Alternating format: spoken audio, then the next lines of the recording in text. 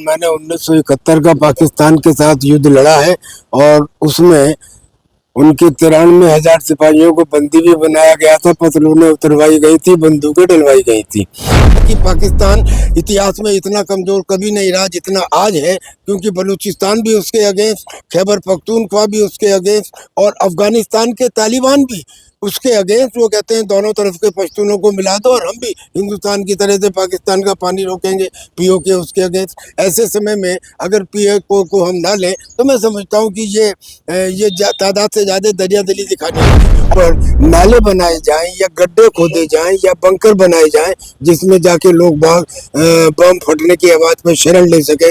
कानों के लिए समझाया जाए कि आप अपने कानों में ब्लास्ट होने पर रुई लगा सकते हैं, 94 घंटे नहीं टिक पाएगा। यही इसी को वार वेस्टेज रिजर्व कहते हैं, WWR। पाकिस्तान के पास इस वक्त करीब 3 दिन का ही वार वेस्टेज रिजर्व है। देखिए, मेरा नाम कर्नल तेजेंद्रपाल त्यागी है और मैंने 1971 का पाकिस्तान के साथ युद्ध लड़ा है और उसमें उनके 93,000 सिपाहियों को बंदी भी बनाया गया था। पतलूनें उतरवाई गई थी, बंदूकें डलवाई गई थी।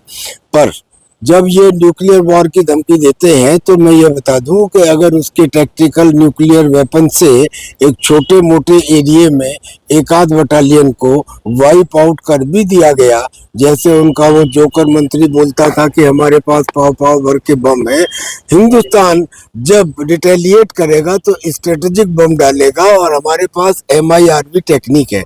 MIRV टेक्निक का मतलब होता है multiple independently targetable return vehicle, यानी एक ही प्रहार में 10 बम को डिफरेंट जगह पे डालना, डिफरेंट वारहेड को इस्तेमाल करना, इस टेक्निक को कहते हैं।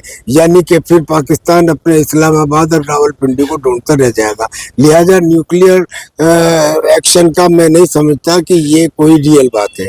दूसरी बात बची जो ये मॉक ड्रिल की बात है, ये मॉक ड्रिल्स एक बार नहीं, ये अक्सर होती रहनी चाहिए।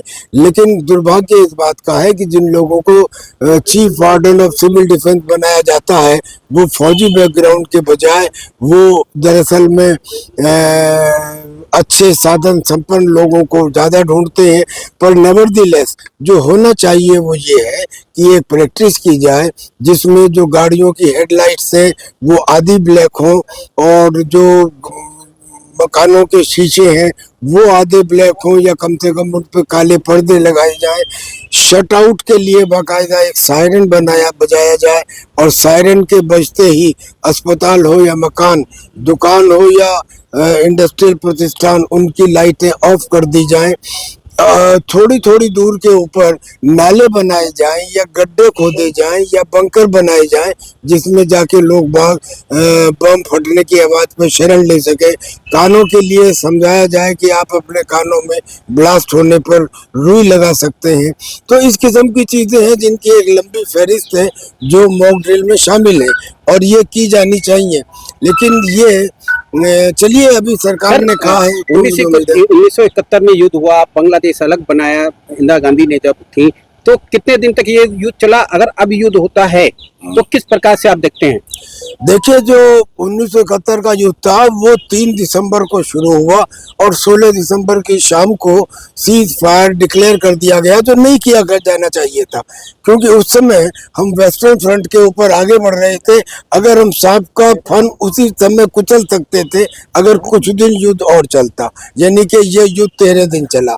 अब दरअसल में एक हमने मापदंड बनाया हुआ है कि हिंदुस्तान और पाकिस्तान के युद्ध में कम से कम 20 दिन का वार वेस्टेज रिजर्व होना चाहिए।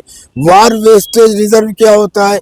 ये वो है कि आपने पहले दिन तो लड़ाई लड़ ली, लेकिन दूसरे दिन के लिए जो आपको सामग्री चाहिए, जो आपको ऑर्डिनेंस फैक्ट्रीज में डिफेंस प्रोडक्शन चाहिए, जो गोला बारूद चाहिए, जो आर्टिलरी की शेल चाहिए, जो टैंक के गोले चाहिए, जो जेट के लिए स्पेयर पार्ट्स चाहिए या जो नेवी के शिप के लिए फ्यूल चाहिए, वो लगातार आपको मिले। तो एक ऐसा स्टैंडर्ड बना हुआ है कि हिंदुस्तान और पाकिस्तान के बीच में कम से कम 20 दिन का वार वेस्टेज रिजर्व होना चाहिए। वो भी तब जब नॉर्मल वार है। अगर इंटेंस वार है तो फिर इसकी और ज्यादा आवश्यकता पड़ सकती है। जी, एक आखिरी सवाल, जिस प्रकार से टोटल मीडिया में भी छा रहा है और एक्सपर्ट भी बताते हैं कि पाकिस्तान 96 घंटे से ज्यादा नहीं टिक पाएगा। इसको किस तरीके से देखते हैं? हाँ, यही तो है। वो जो 96 घंटे नहीं टिक पाएगा, यही इसी को वार वेस्टेज रिजर्व कहते हैं, WWR। पाकिस्तान के पास इस वक्त करीब 3 दिन का ही वार वेस्टेज रिजर्व है, क्योंकि वो खुद बता चुके हैं कि उनके जो जेट्स हैं उसके लिए इससे ज्यादा उनके पास फ्यूल नहीं है, एक्सरसाइज के लिए फ्यूल नहीं है। अरेबियन सी में जो उन्होंने शिप उतारे हुए हैं वो ज्यादा लंबी एक्सरसाइज भी नहीं कर सकते। तो अगर उनके पास वार वेस्टेज रिजर्व 3 दिन का है तो वो लंबी लड़ाई कैसे लड़ पाएंगे? क्या आपके भारत पीओके हासिल कर पाएगा इस बार? भारत को तो बहुत पहले पीओके हासिल कर लेना चाहिए था सर। इसमें देखिए कई सारे कारण है आपके सामने है। सबसे बड़ी बात तो ये है कि पीओके के लोग आपसे मिलना चाहते हैं।